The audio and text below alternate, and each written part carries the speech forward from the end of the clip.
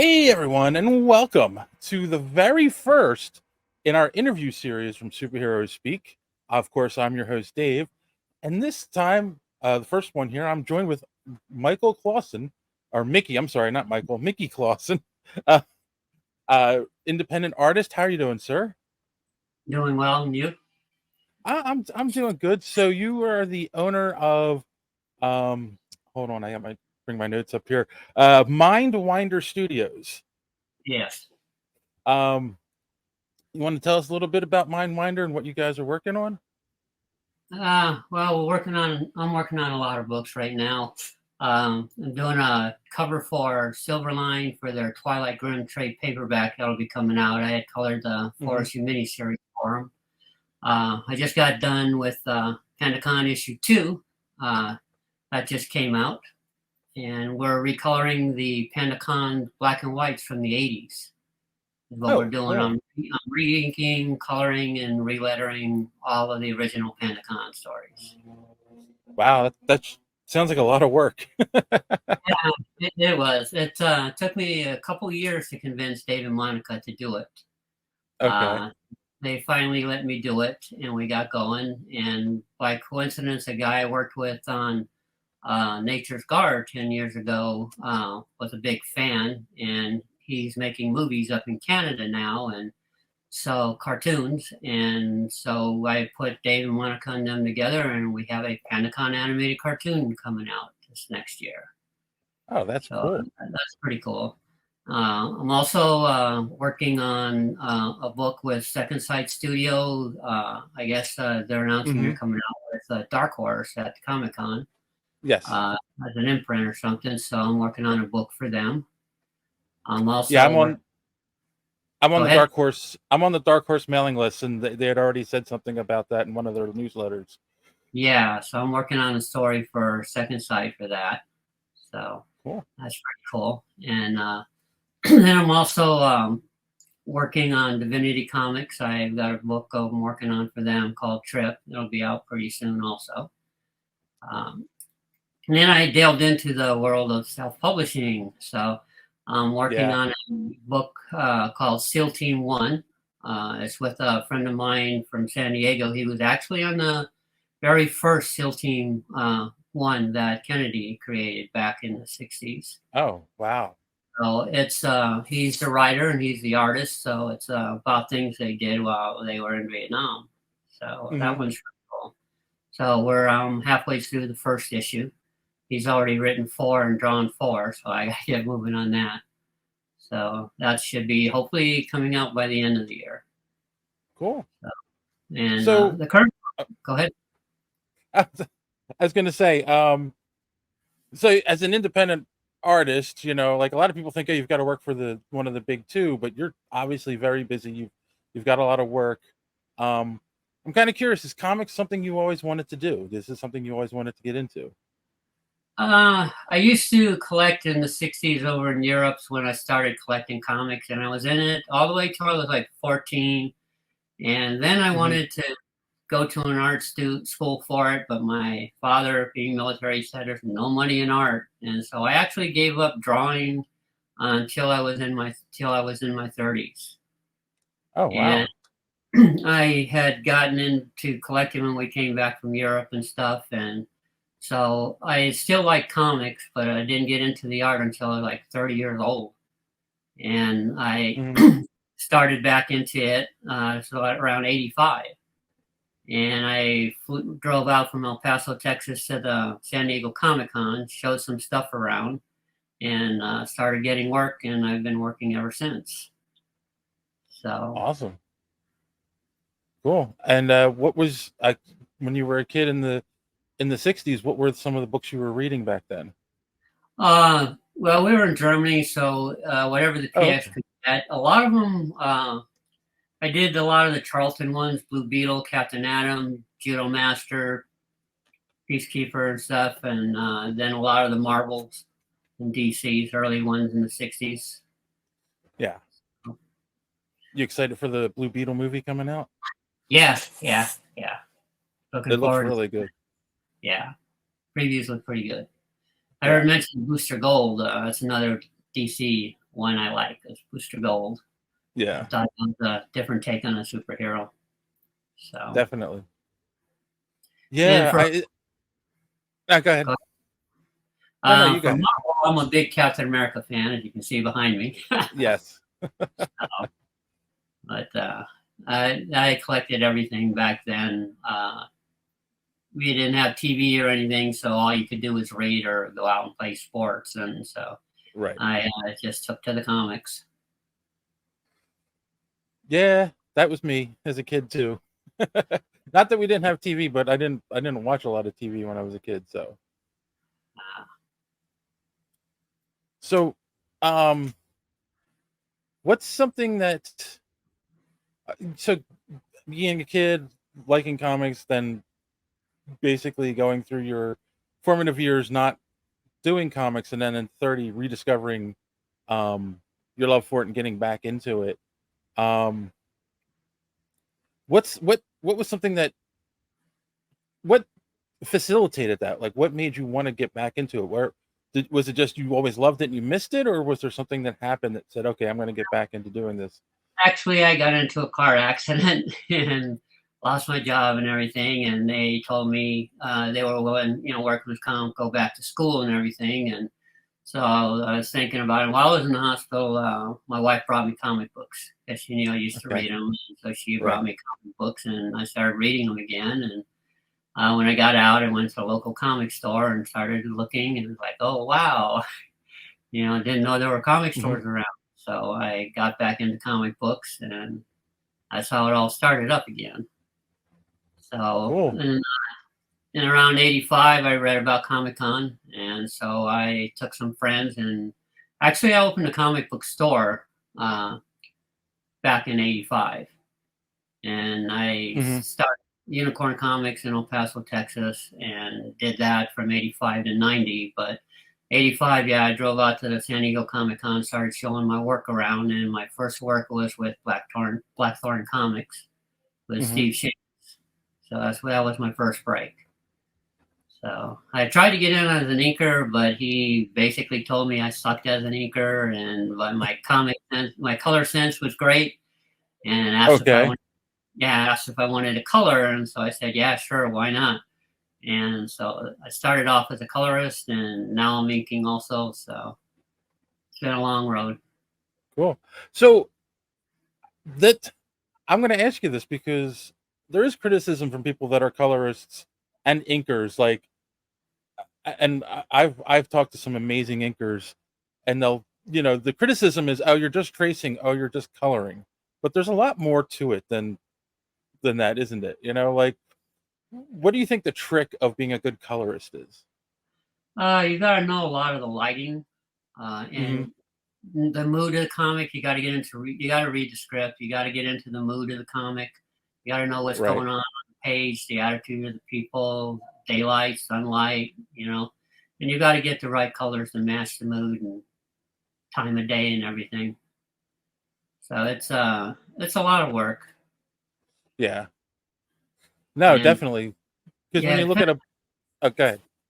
depending on detail, yeah, some stuff like Toy Story and that I worked on was a little easier to color than something like McFarlane would draw because of the detail. So Yes. Oh yeah. I've known people who have inked and colored his work, and uh they complain about the amount of detail he puts into his art. It's like, well, that's a good thing, right? it is and isn't. It takes a little longer, but it's a lot of fun. Yeah. You know, it's a Cool. challenge. It is a challenge. So, Yes. So what's okay, actually no, you know what I wanted to ask you about? Uh Tales of the Tales uh, of the Tales of the Godai. Godai. I was trying to think, how do you pronounce this? Yes, Tales of the Godai. You're working on with your granddaughter. Yes, Um, she started her actually when she was 5 years old. She always hung around my art studio when I was working and mhm. wanted to know how I computer colored comics. So I started her at age 5, computer coloring comics. And she would always come over, hang around. So I had to get a couple of another Cintiq so that she could work. And I started her, and then after that, her brother that was a year older said, "Well, why can't I?" So I had to teach him too, and her younger Right. brother. So they've all been started when they were like 5, 6, 7 years old, coloring comics. So, and she's done that, and then at 13, she came to me. She had an idea, and she wanted Right. to do a book about characters with elemental powers and stuff. She was into anime and stuff like that, and Hmm. Avatar, Last Airbender, and that. And she wanted to do one, and she said she wanted to name it the Elementals. And I told her, can't do that. No, no. Why? I go, because there's already a book out that was called The Elementals and stuff. And so we started kicking around ideas, and I'm part Japanese. And so she had, loved that stuff. So Godai is Japanese for go is 5, Dai is element. So it's Godai. Oh, okay. So, and that's how it started. And so she wanted to do the book. We kicked around ideas, came up with a kind of storyline and plot. But then things, got in the way. COVID hit and everything, Hmm. and Yeah. then eventually I retired from teaching, moved out here to Texas, and she was in San Diego, so that kind of threw a glitch in it for a while, and so it took a couple years, uh, and she kept working on it, creating characters and everything. She had created like 30 some characters for it. And Wow. so this year, since I'm retired, my wife kept telling me, you got to get together and get it done, you Yes. know. And so in March of this year, I was at Hill Country Comic Con down here, my first one I did here in Texas, and I met Joe Solis. And he's a writer. He Right. writes Malia Mayhem for Child's Play Comics. And Hmm. so we hit it off and we talked for a while. And so then in May, we got together and he wrote up a story for us. We told him, gave him some plot ideas of what we wanted, and he wrote it up and handed it to us actually on the last day of May. Oh, And wow. so I told my granddaughter that, okay, we got a story, and we're trying to get them done. So I got Corpus Christi coming up the end of July, and the Hmm. printer said I had to have it by a certain date. So I told her, well, we got to June 20th to get the whole book done. Oh, wow. Yeah. So you're talking someone that had never, done a physical whole comic. And Right. so I said, do you think you can do it? And she's like, yeah, sure, no problem. And so I asked her, do you want me to help lay it out? And she goes, no, I got it. So Wow. yeah, so I said, okay. And so she laid it out in pencil, scanned it in, and started coloring in Procreate. And so she sent me the pages daily. So the Hmm. next day I would color and letter it. So actually on the 21st, we were fully colored and lettered the whole book from start to scratch, Wow. so start to finish. And so, yeah, it was something else. So it's fun working with her. We're kicking around ideas for issue 2 right now. So hopefully that will be out in a few months too. And So, was she proud of herself when she got it finished? oh yes, yes. She was very proud. So we started up a Kickstarter July 4th. And so Yes. that's out now. So I think we're like 31% funded already. So not doing too bad. All right. There'll be a link to the Kickstarter in the description below, so people can check Um, it out. so, but yeah, she's excited about continuing on with it. And First Comic News interviewed her. So there's an interview up there with her. And so, yeah, first time. Wow. So So she's what, 16 and already a star?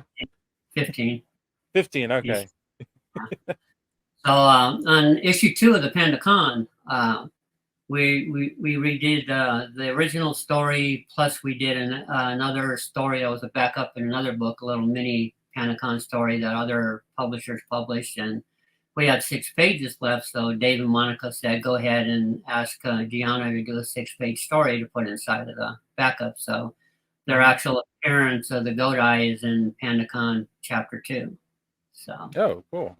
and so that was pretty cool. And then they lent us Pandacon appearance in the first issue of her book. So Hmm. she was very excited about doing that. So Awesome. You gonna start bringing her to cons with you? Yeah, I wanted to fly her out here, but they had moved to Arizona. Now they're moving back to California, so they're Ah, in transit, and she couldn't make it out here. So, but yeah, I'm looking at some cons back in San Diego. So might be flying back out there, and me to get her to go to the cons. So, you going to the big one? not this year because I've got Corpus Christi July 28th, the week after. Oh Uh, yeah.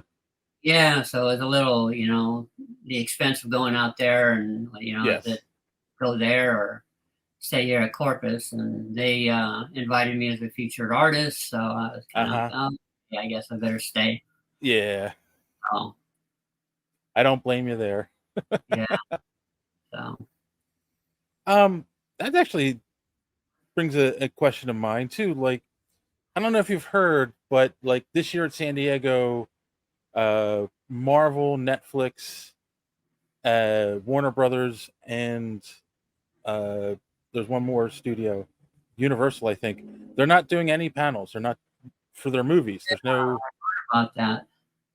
I um don't, and it's got people going like, well, does this mean the end of cons, or does this mean we're just going to go back to them just being about comics? What do you think about this?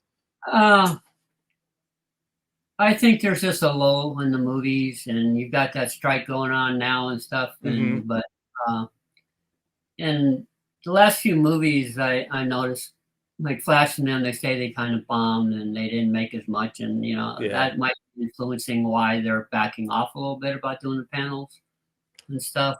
Right. No, but I don't think they're going to bow out completely No. because the properties are what they're making the movies from. So I think they'll keep supporting them, and Yes. I just think it's just a lull in it this year. So, but we'll Yeah. see. Yeah. I know the pandemic screwed everything up. Um. Yeah, yeah, that messed it up. That was Yeah. the And only two also, okay. I didn't. That was the only 2 years I didn't get to go to San Diego Comic Con. I hadn't missed it since '85. Yeah. I've never been to San Diego. I go to New York.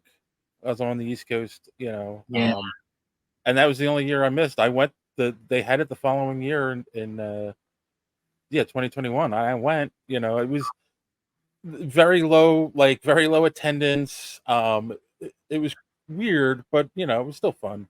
And then last year it was back to normal. So, yeah, that's but one I've been wanting to go to too. Is New York. So see um, what it's like.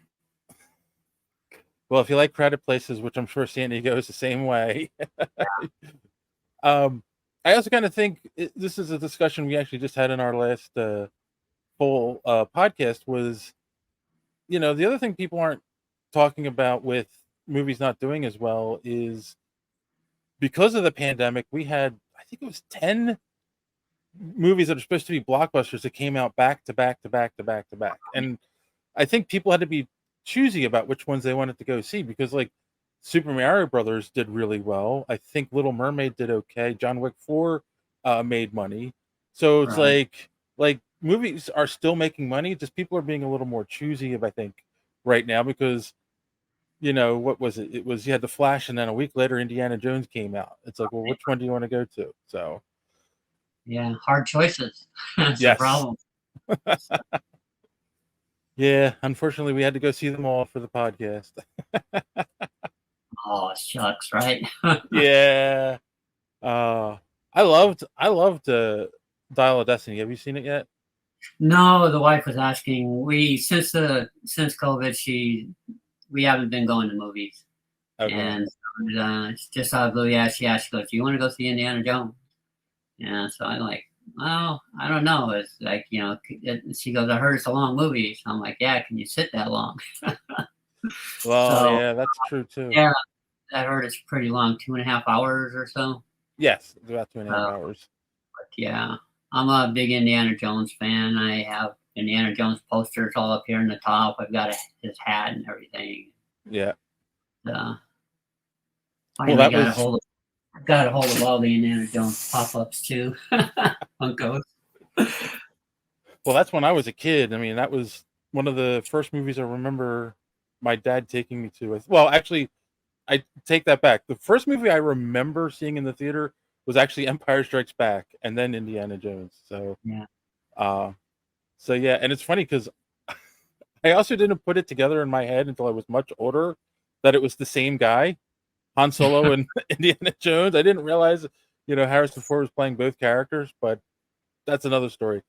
And I kind of wondered though if that's one of the things that hurt it. Like my generation and your generation, we're the people that are really interested in this movie, right? Because we were young when they came out. We like loved these movies, but what the last movie came out in I think it was 2008, so that's 15 years ago. Right. So no 15-year-old today wants to go see that movie because they were just born when the last one came out. Right. Yeah. Right. Oh yeah. So yeah, I'll probably go. We're still discussing whether to go see it or not. So. You should. I think you'll enjoy it. They did a great job. Yeah, that's what I've heard. I've seen some of the previews and they look really cool. So. Yeah, the special effects are amazing. The whole you've seen on the previews the young Indiana Jones, like that's a flashback that takes place in the beginning of the movie. It's like the whole beginning of the movie, and it's flawless. Like you can't tell that special effects throughout the whole thing. It's done really well. So that's good. Yeah. Yeah, I'll probably go see it, being it's going to be the last one. So it's seen all the others. So yeah, gotta go. Yeah. So what's back to comics? What's a piece of advice that you would give to someone like a young person today that would want to break into the industry? Perfect your craft, learn everything and anything, how things are done. When I first got in, I was actually physically airbrushing the covers and stuff with an actual airbrush. I lost my job doing covers and stuff to somebody that came out with computer coloring.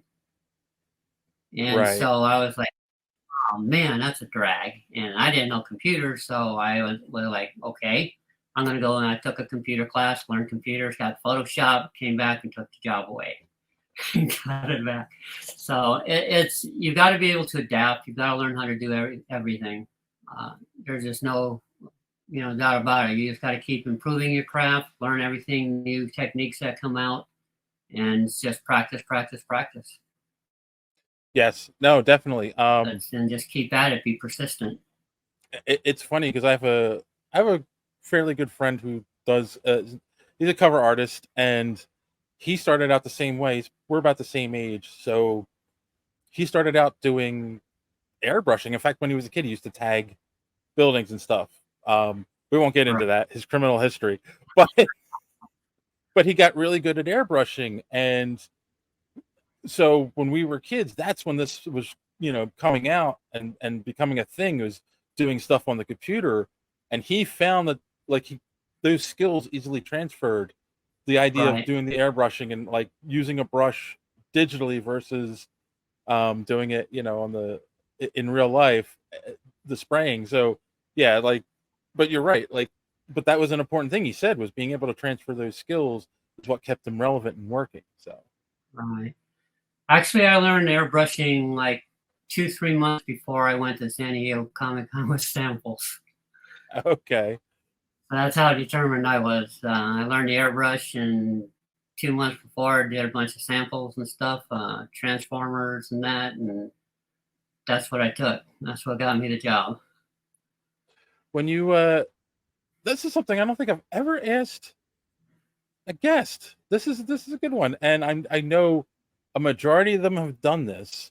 You go to a con with your portfolio to get it reviewed, right? Or you show it to people to try to get a job. What's something you would say to someone, like what would you put in your portfolio to try to impress an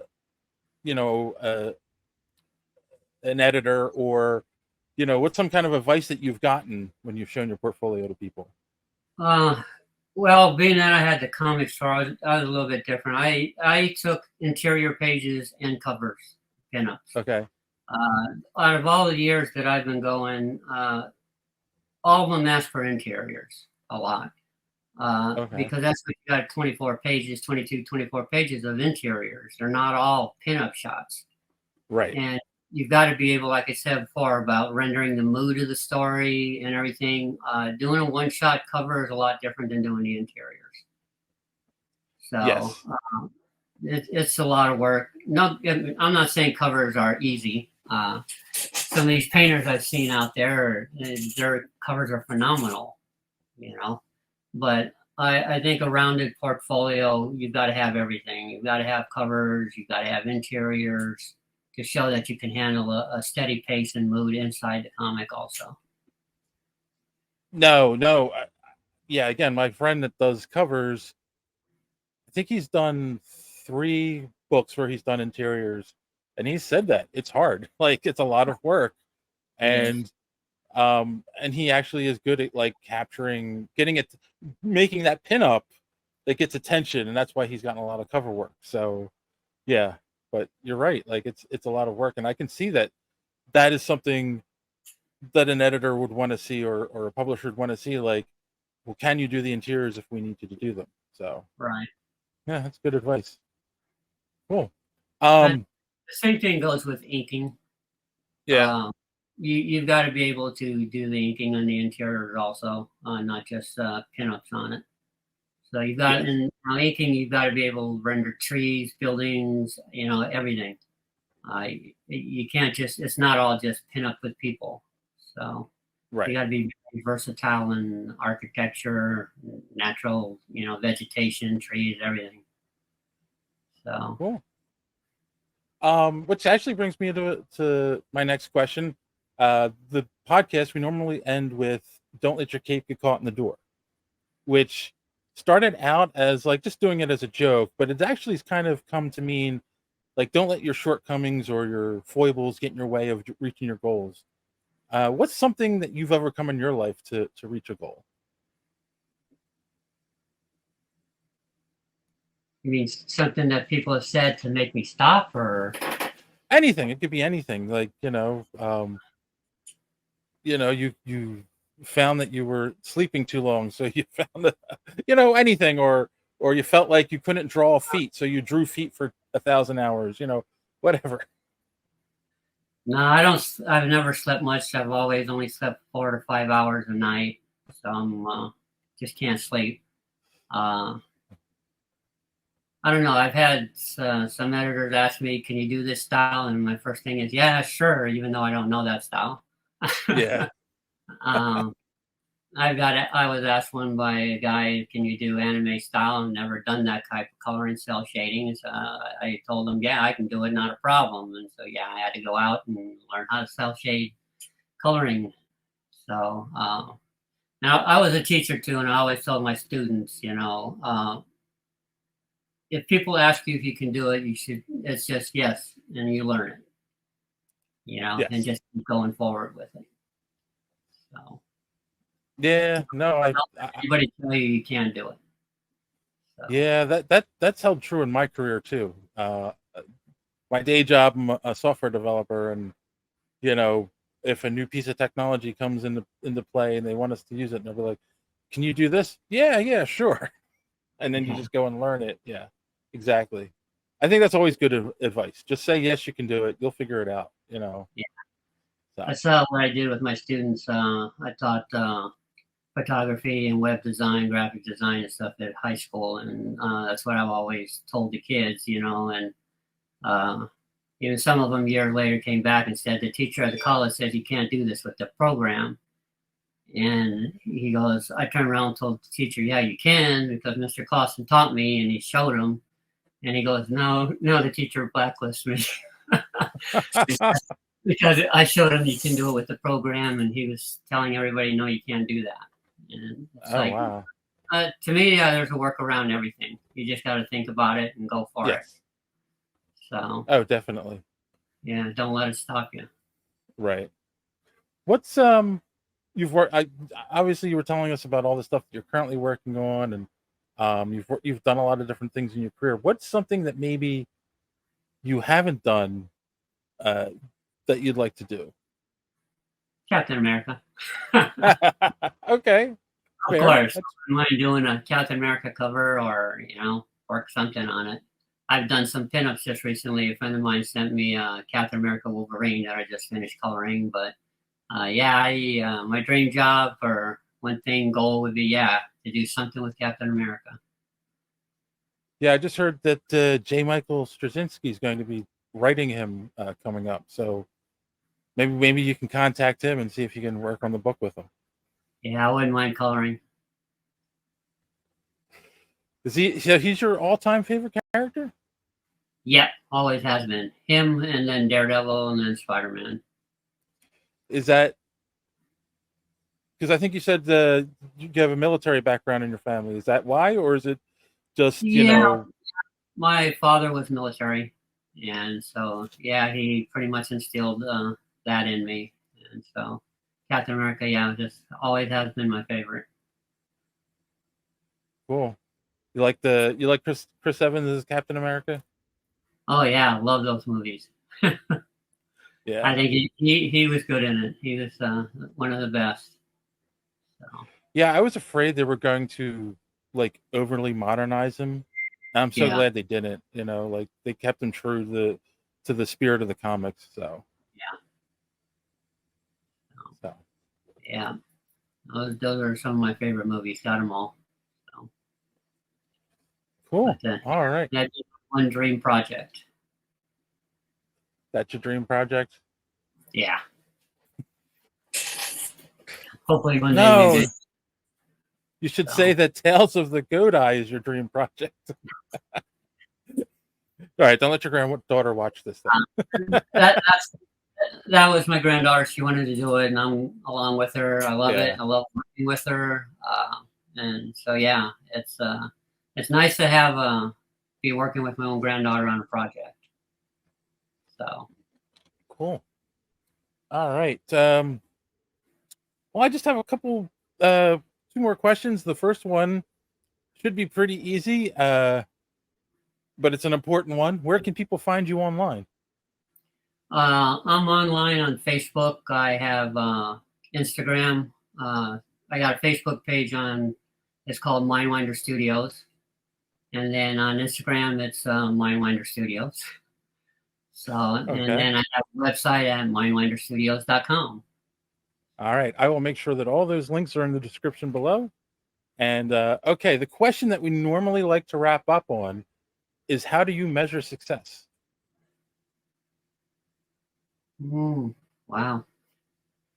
I really don't think about like being successful and popular. I just keep working. As long as you're working, I think you're successful. If you can keep at it, doing something that you love, uh, you know, uh, myself, I think I'm pretty successful. I've got a great family. Uh, Hmm. doing what I love now that I'm retired. So I don't have no goals to be filthy rich or anything. Just family and comics, having fun, enjoying life. Cool.